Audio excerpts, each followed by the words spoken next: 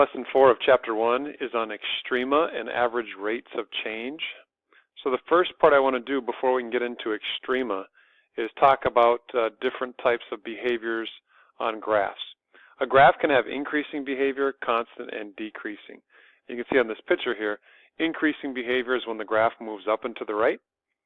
Constant behavior is when the graph is moving horizontally to the right. And decreasing behavior is when the graph moves down and to the right.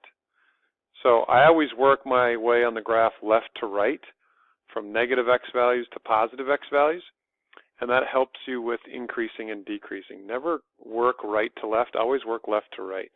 Same way you read. So the first example I want to do is this one, and you can see that the directions say use the graph to estimate intervals to the nearest half a unit on which the function's increasing, decreasing, and constant. It does say support the answers numerically. We're not going to do that. So here's the first part of the graph working left to right, and you can see that I'm going up. So I'm going to describe that as increasing behavior, and I just scribbled from negative infinity to -1.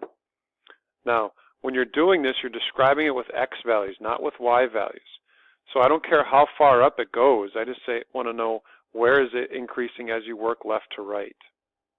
So it's also increasing from this point right here on to the right. So there's another section of increasing behavior, and that would be from +1 to infinity. Again, these are x values, not y values. We then have some decreasing behavior in the middle right here. And so I'll describe that as decreasing, and that would be from -1 to +1. Lastly, the constant. We have no constant behavior on this particular graph. It's either going up or down as you work yourself left to right. Next example, we have the same directions. Use the graph to tell me intervals to the nearest half unit where the function's increasing, decreasing, or constant. Support the answer numerically. We're not going to be supporting it numerically, but this one's always tricky for a lot of students because when they look at the middle of the graph, you can see that it's kind of flattening out a little bit. However, as you work left to right, the graph does continue to go down and decrease the entire way. So how I'd answer this problem is say it's decreasing everywhere from -infinity to +infinity. We have no increasing behavior, and we have no constant behavior. So that's like a cubic function.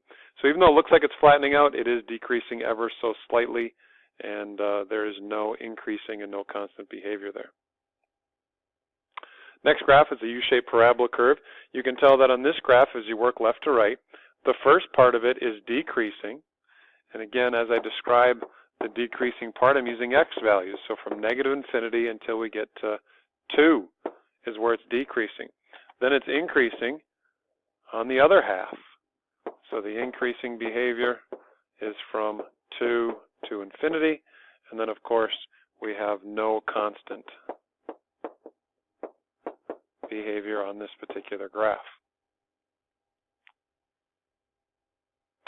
And so the next one you can see as we work left to right, the first part here that I'm scribbling on is increasing behavior. So again, we use the x values from -infinity until you get to, let's see here, that's about -3 is where it's increasing. Then we've got some constant behavior for the rest of the way. So we'd say that's from -3 to infinity. And then this graph has no decreasing behavior. So that's just using increasing and decreasing and constant behavior for functions. Again, I want to emphasize we use x values, not y values, to describe where it's increasing, decreasing, and constant.